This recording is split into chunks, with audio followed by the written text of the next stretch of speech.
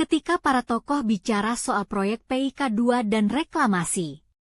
Seperti Anda ketahui, reklamasi itu jangan dipikir cuma di Jakarta, itu ada 37 wilayah yang sudah dan sedang dikerjakan. Di Jakarta diurek-urek terus akhirnya dibatalke karo Anies, sing ning Serang, sing ning Makassar, sing ning Ternate, sing ning Bali berjalan lancar.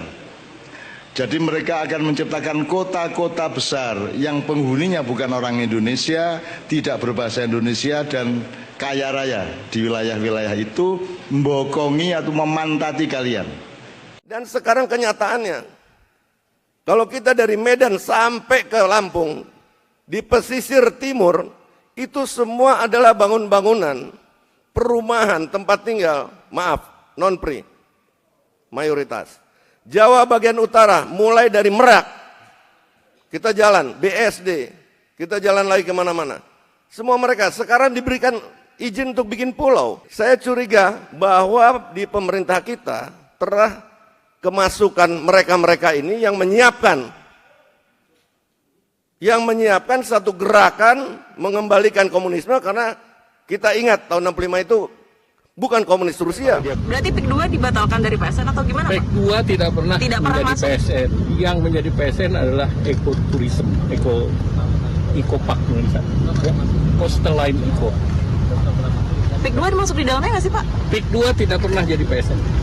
Semacam Kopkamtib, namanya bisa jadi Satgasus, Satuan Tugas Khusus untuk pemberantasan mafia hukum dan penyalahgunaan wewenang. Ya, nanti Satgas inilah tadi itu ada dari kejaksaan, ada dari kepolisian, ada dari KPK, ada dari OJK, dari BPN, dari KKP, semua dilibatkan. Saya kira ini harus dilakukan oleh Prabowo. Kenapa?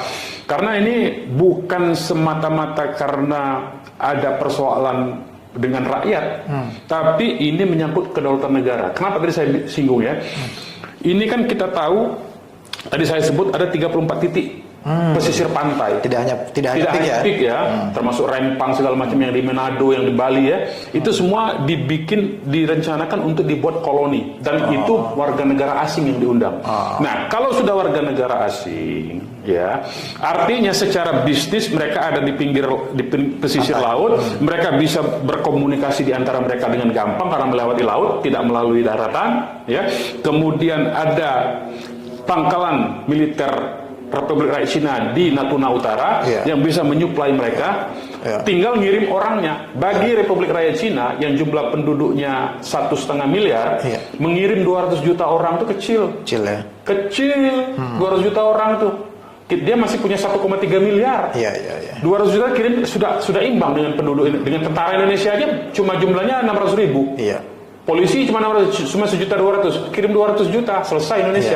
Nah, ini yang menurut saya Presiden Prabowo ini harus sensitif dia terhadap kedaulatan negara, kedaulatan hukum, dan mengantisipasi ancaman bahaya dari utara ini, Republik Rakyat Cina. Mereview dan mengendalikan semua PSN ini, kemudian melakukan penegakan hukum pidana terhadap semua pelanggaran hukumnya. Presiden Prabowo berani ini, karena dia punya jiwa patriotik sebetulnya.